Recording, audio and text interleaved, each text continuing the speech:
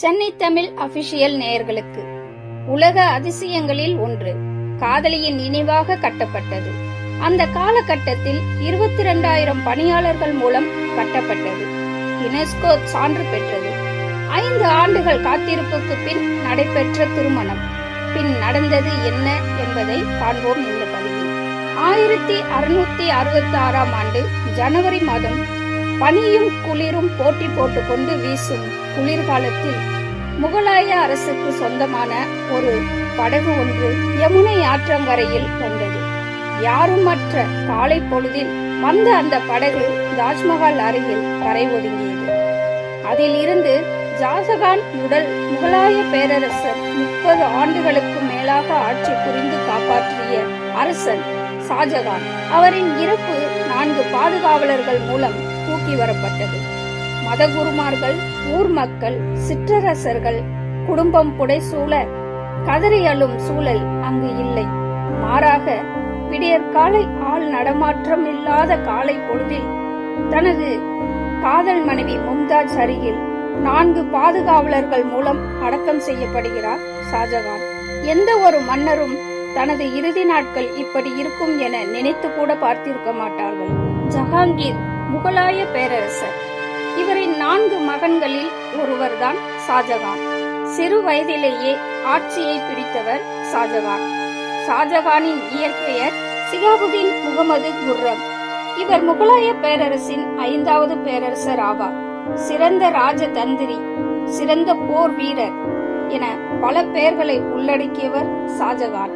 இவை அனைத்தும் நடப்பதற்கு முன் தனது 15வது வயதில் 1607இல் அர்ஜுமந்த் பானுவை பார்க்கிறார். அவர்தான் மும்தாஜ். மும்தாஜை பார்க்கும் ஷாஜகான் பார்த்த முதலே இருவரும் காதலிக்க ஆரம்பிக்க தனது காதலை தந்தை ஜஹாங்கீரிடம் சொல்ல அவரும் ஏற்றுக்கொண்டு நிச்சயமும் நடைபெறுகிறது. திருமணத்திற்காக அரண்மனை ஜோதிடர்களிடம் நாள் கேட்க இருவருக்கும் இன்னும் 5 ஆண்டுகளுக்கு பின் தான் திருமணம் செய்ய வேண்டும் என கூறுகின்றனர். சரி, 5 வருடங்கள் காத்திருக்க இருவரும் சம்மதிக்க இங்கு ஒரு சிக்கல் வருகிறது. முகலாய அரசவையில் தலையிட, பிரச்சனைகளை தீர்க்க, போரிட என அனைத்திற்கும் திருமணம் ஆனவர்கள்தான் தலையிடலாம். இதனால் ஷாஜகானுக்கும் திருமணம் நடக்கிறது. 2 திருமணத்திற்கு பின் 1612ஆம் ஆண்டு திருமணம் மும்தாஜுடன் நடைபெறுகிறது. 3வது மனைவியாக கரம் பிடிக்கிறார் ஷாஜகான் மும்தாஜை. அதுவரை அரசனாக முடிசூடாமல் முகலாய போர்க்களத்திலேயே இருந்தார் ஷாஜகான். எங்கு படையெடுத்து சென்றாலும் வெற்றியை மட்டுமே பரிசாக தன் தந்தைக்கு தந்தார். இதனால் மனமகிழ்ந்த ஜஹாங்கீர் தனது மகன் சிகாபுதீன் முகமது குர்ரத்திற்கு உலகின் தலை சிறந்த பேரரசர் என்று கூறும் ஷாஜகான் என பட்டம் கொடுத்தார். பின்வரும் நாட்களில் அதுவே நிலைத்து போயிற்று. மும்தாஜை திருமணம் செய்த பின்பும் பேரரசை காப்பாற்றவும் ராஜ சாதுர்த்தியத்தால் ஷாஜகானுக்கு மொத்தம் 6 மனைவிகள். 6 திருமணங்களும் நடைபெற்றது. 6 மனைவிகள் இருந்தாலும் அவர் நேசித்த காதல் மனைவி மும்தாஜ் மட்டும்தான்.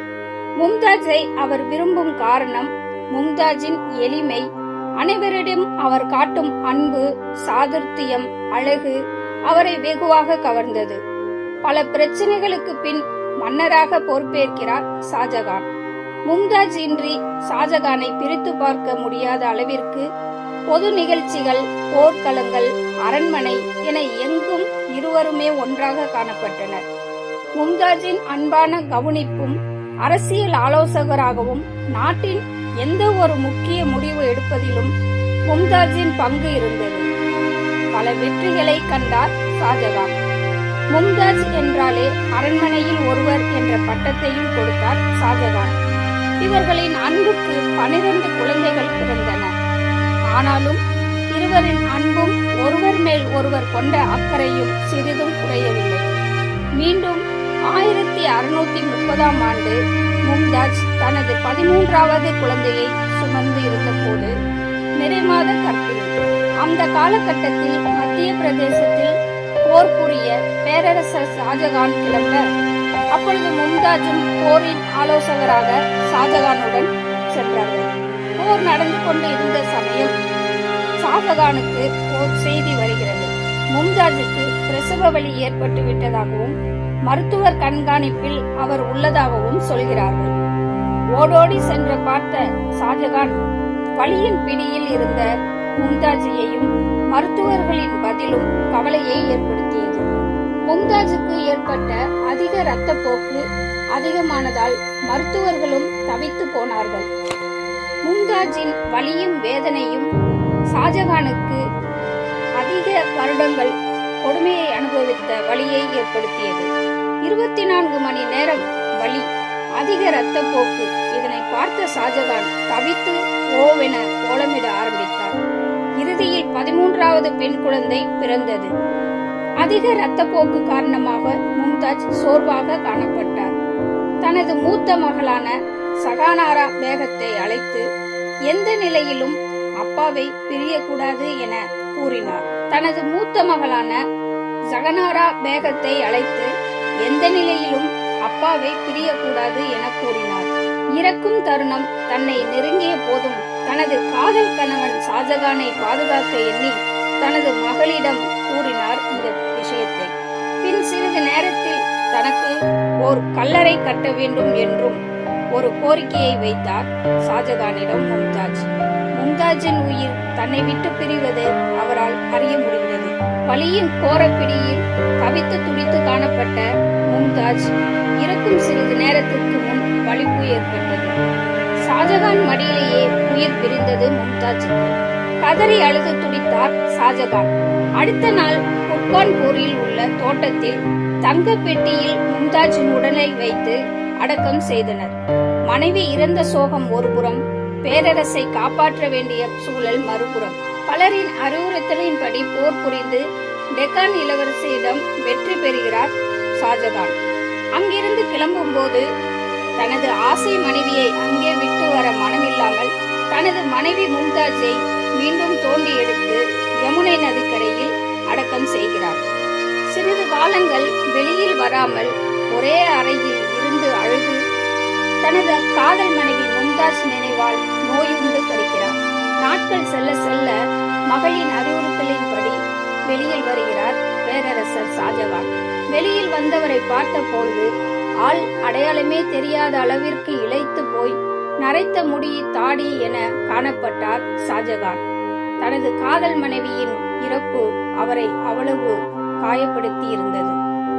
பின் மனைவியின் இறுதி ஆசையை நிறைவேற்ற எண்ணிய ஷாஜகான் ஆக்ராவில் 42 ஏக்கர் பரப்பளவில் மிக பிரம்மாண்டமான தங்களது காதல் சின்னத்தை கட்ட தேர்வு செய்தார்.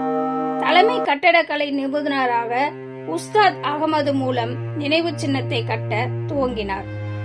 1632 கட்ட ஆரம்பிக்கப்பட்டது. இதற்கென 22,000 பணியாளர்கள், யானைகள், குதிரைகள் பல பயன்படுத்தப்பட்டன. ராஜஸ்தானில் இருந்தும் பஞ்சாபில் இருந்தும் மார்பிள்ஸ்கள் வரப்பட்டன. மாணிக்கம் கொண்டு பார்த்து பார்த்து கட்டினார். சீனாவில் இருந்தும் முத்துக்கள், மாணிக்கம் பெறப்பட்டன. உலக நாடுகளில் இருந்து சிறந்த கட்டிடக்கலை கலைஞர்கள், ஓவியர்கள், பல வல்லுநர்கள் வரவழைக்கப்பட்டு கட்டப்பட்டது. பல பிரச்சனைகள் இருந்தன. யமுனை ஆற்றங்கரை என்பதால் கட்டிடம் நிலைத்து நிற்குமா என்று பல கேள்விகள். ஆற்றின் நீரோட பகுதி என்பதால் நீண்ட நாட்களுக்கு கட்டிடம் நிற்குமா என்பதில் சில பிரச்சனைகள் எழுந்தன. அறிவியலின் புதிய கண்டுபிடிப்பின்படி அதற்கும் தீர்வு கண்டு கட்டப்பட்டது. உலக புகழ்பெற்ற காதல் சின்னமாயிற்றே. காலங்கள் பல கடந்தும் கம்பீரமாக காட்சியளிக்கும் பலரது உழைப்பும் ஷாஜகான் மும்தாஜ் மீது வைத்திருந்த அன்பும் காரணமாயிற்று. முகலாய கட்டிடக்கலையில் அமைந்தது தாஜ்மஹால். மீண்டும் மும்தாஜ் உடல் தோண்டி எடுக்கப்பட்டு 3வது முறையாக தாஜ்மஹாலில் அடக்கம் செய்யப்பட்டது. 22 வருடங்கள் கடின உழைப்புக்கு பின்னும் 1648 திறக்கப்பட்டது தாஜ்மஹால். என்னதான் தாஜ்மஹால் கட்டினாலும் மும்தாஜின் இறப்பு, அன்பு யாராலும் நிரப்ப முடியாத ஓர் வெற்றிடத்தை ஏற்படுத்தி இருந்தது ஷாஜகான் மனதில். வருடங்கள் பல போயிற்று. சொந்த மகனால் சிறைப்பிடிக்கப்பட்டார் ஷாஜகான். பல ஆண்டுகள் சிறையில் அடைக்கப்பட்டார். சிறையில் இருந்த பொழுதும் அவருக்கு ஆறுதலாக இருந்த ஓர் அடையாளம் எதிரில் இருந்த தாஜ்மஹால். மும்தாஜின் அன்பும் எதிரில் காணப்பட்ட தாஜ்மஹாலுமே அவரை ஆறுதல் படுத்தியதாக இருந்தது. சிறையில் இருந்தாலும் ஜன்னல் வழியே பார்த்து கொண்டே இருப்பார் தாஜ்மஹாலை. தனக்கும் இதுபோல் ஓர் கல்லறை கருப்பு தாஜ்மஹாலாக கட்ட வேண்டும் என்ற ஏற்கனவே ஏற்பட்ட ஆசை ஷாஜகானுக்கு இறுதி வரை நிறைவேற்றவில்லை. நீண்ட போராட்டத்திற்கு பின் சிறையிலேயே அவர் உயிர் போனது.